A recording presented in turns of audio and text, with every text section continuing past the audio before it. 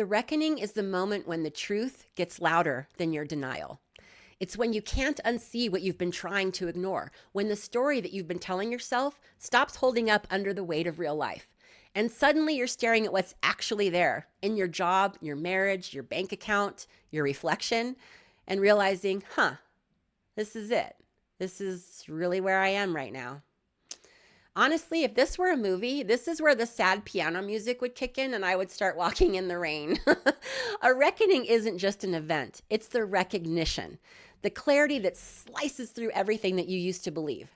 The reckoning is a moment when you realize that any semblance of control that you thought you had is a total myth. Your safety, success, identity, your health, your purpose, all of these things are just rented and they're not yours to keep. Turns out job security is just a fun little phrase that we use to gaslight ourselves. Now, there's a point in all of this where the danger shifts, where it's no longer about what you've lost, but what you might rebuild in its place. And if you're not careful, you're going to carry that wreckage forward and call it a new beginning. We'll get to that in just a little bit. Now, I got laid off over a year ago, and I assumed that the worst part was the moment that it happened. It wasn't. That was just the blast. It was just the appetizer to my emotional buffet. The real damage came after, in the silence, in the aftershocks, in the little moments where I kept waking up thinking, surely things are going to get better now, aren't they? No, they never did. People love a good fall, especially one that they think you deserve. And I know what they say about me. I know. I used to make six figures. I had the job title, the reputation. I had made it. At least that's what I thought. Now I'm the one that they use in warning stories. Oh, don't be like her. She didn't plan well. She got too comfortable, right? She got cocky. She got too proud. No one ever says it out loud, but I've seen the shift. The way people have stopped asking me what I'm working on, it's like too much exposure to me and their luck might run out too. I have this new silence in my life, and I've learned that it's from everyone who used to cheer for me until I became a liability. There's a profound loss of community and connection when you're unemployed. Now, I believed in stability. I believed my career would take care of me if I took care of it. I believed that the rules meant something. That was the deal, and it was a lie. I didn't ask to be a cautionary tale, but here we are. Nobody tells you that survival mode doesn't end when the emergency's over. It lingers. It mutates. You know it's bad when your coping strategy is, oh, maybe it'll just all go away. The reckoning doesn't knock once. It keeps circling back, right? Like it's got unfinished business, like a vulture. You will survive the blast, but do you have any idea what that really means? Do you have any notion of what that does to you? The real reckoning is what's happening right now. Most days I can't breathe. Not like this gasping or this panic. It's just a constant nagging need to pull in more air. Like my body doesn't trust me to keep going, so it's overriding the system, making me take these deep, desperate breaths. It's not asthma. It's not anxiety. I've done the tests, the scans, the blood work, and nothing's wrong. Except something is. Because stress this deep doesn't just sit in your head. It sinks into your muscles, your bones, the way you move throughout the day. It's the exhaustion, the weight in my chest before I even get out of bed. It's waking up already tired, already bracing for another day of trying to fix something that feels so unfixable. And there's no break from it, no relief. Because even when my body is at rest, my brain isn't. It's always running numbers, cycling through the what ifs, replaying every choice that led me here. That tightness, that pressure, that feeling like my body is constantly scanning for a threat that never goes away. And it makes sense because the threat hasn't gone away, right? The layoff happened, the money is dwindling, and the pressure to figure it out is still here. The weight of starting over at 54, still here. The fear that I won't get another chance is still right here. And it doesn't matter how many deep breaths I take, my body knows the truth. I am still in the fire. And every single day I wake up with the same question looping in my head. What am I going to do? What am I going to do? How am I going to fix this? My husband is picking up extra work just to keep us afloat. And every time he walks out that door, I feel it. this overwhelming sense of guilt, this bathing in failure.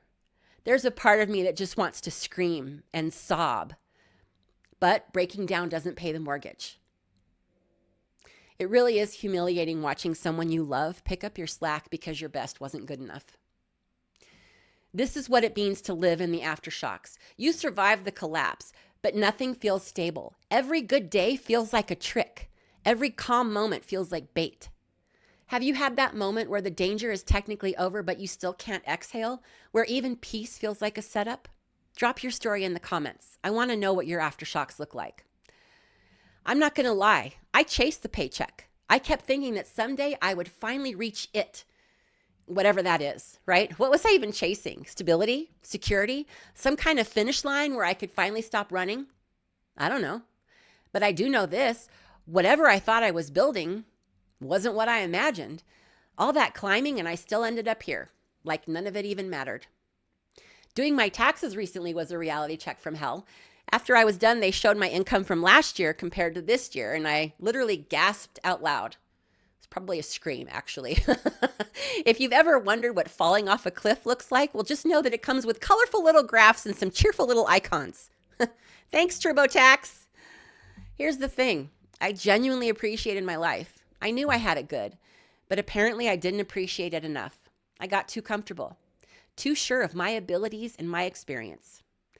I've said this before and I'll say it again. I never planned to live this long. Saving for the future wasn't on my radar because I never thought that I'd have one.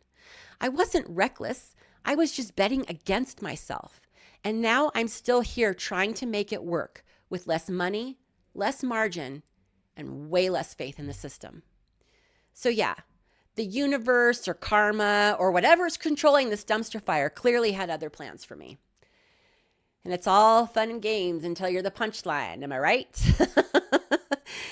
But maybe you're here because you're in it too, because you lost something you thought was solid. And now you're looking around thinking, what the hell do I do now? I'm terrified. I'm terrified that we're going to run completely out of money, that we're going to lose the house, that we'll have to dip into our retirement savings because that's all we have left, that no matter how hard I push, it still won't be enough. I'm doing everything that I can every day, and it's never enough. So, what if the thing that you're rebuilding is the same thing that broke you? Now, everyone loves a good comeback story, right? A good glow up. But what if there isn't one? What if starting over means standing in the wreckage and deciding that none of it is worth saving? Not the job, not the ladder, not the version of me that bought into the whole thing in the first place. You know what's worse than hitting bottom? Knowing exactly how it feels because you've been here before. Realizing that no matter how high you think you've climbed, you were never standing on solid ground to begin with. The ladder was never mine. I was just allowed on it until someone decided I didn't belong anymore. That's the part that no one tells you about when you're doing a midlife reinvention. You've been here before. You know how hard it is and how slow the climb is. You know the ground can give out at any second. You've lived through the free fall. And now you're supposed to be excited to do it all over again? No, thank you. I spent my entire career believing I was building something real, that my work, my effort, my skill made me valuable. But now I see it. What I built wasn't mine. I was renting my success. I thought that I'd earned it. Turns out I was just useful for a while. Rebuilding in your 50s isn't about hustle, it's about stamina. It's about the pain in your joints and the gaps in your resume and realizing that there's no next chapter unless you write it yourself. When you're 54 like me, you don't have the same safety net. Not because you didn't try, but because time is your safety net, and I'm running out of it. Most people rebuild their lives using the same blueprint of the life that collapsed. They climb back on the same ladder and chase the same illusions of safety. They try to fix a system that was never built to hold them in the first place and then wonder what they're doing wrong. I used to think that the reckoning was the moment I got laid off. But a year later, I'm not reckoning with what I lost. I'm reckoning with what I believed and what that belief cost me. The reckoning isn't the layoff. That was just the match. The reckoning is what came after when I had to admit that the life I built, the identity that I clung to, the work I thought made me valuable, none of it was mine. It was all a rented identity. That's the part that no one talks about. The real grief isn't losing the job, it's losing the version of yourself that thought that the job would save you. That if you were just smart enough, experienced enough, strategic enough, you would be safe. I wasn't. And that's the reckoning. Realizing that I gave the best years of my life to something that would cut me loose without a second thought.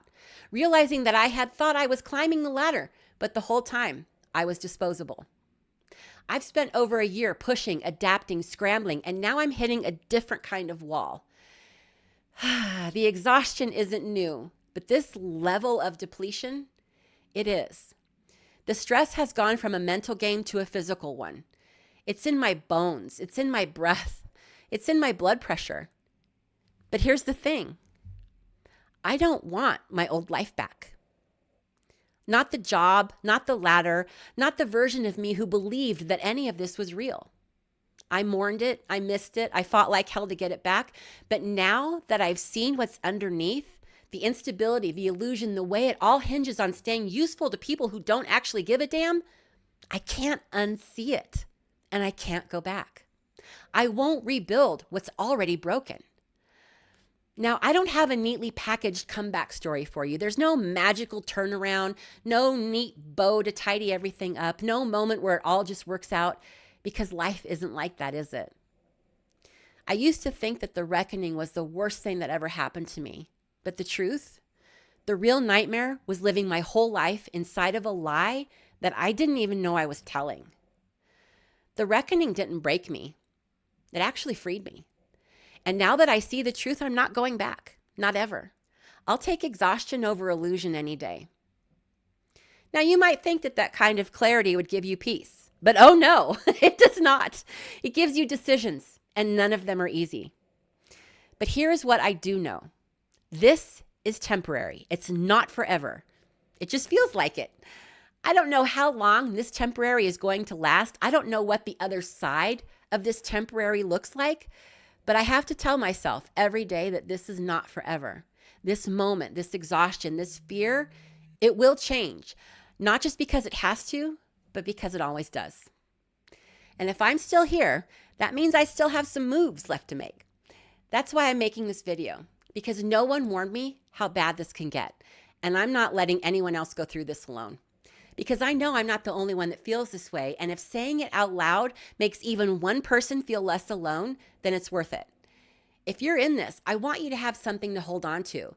And if you know someone who's struggling, I want you to understand what this actually feels like. So maybe we can start showing up for each other in ways that actually matter.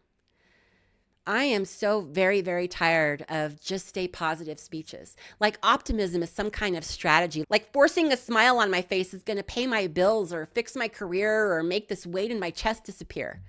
No, I don't need your positive vibes. I need a plan. I need something real. I'm still here. And if you are too, then we're not done. Here's the thing. No one is coming to save us, so we have to save ourselves. That's what this is. That's what you're watching me do. Not just cope, but build something real from nothing. And you guys all help.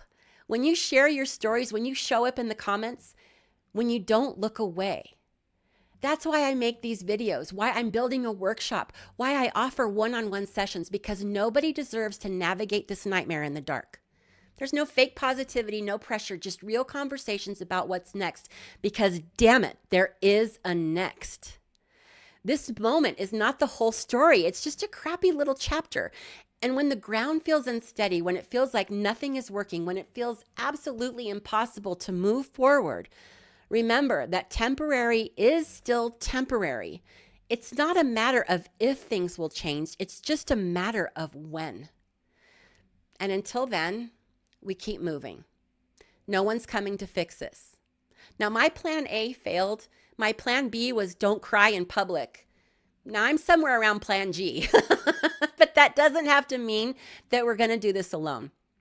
The truth is that you've been doing more than just surviving. You've been showing up, and that's hard. That's worth recognizing. So watch this here, where I share some thoughts about 4 words that matter more than you think. It's time we talk about what it really means to be proud of yourself and why that's a game changer.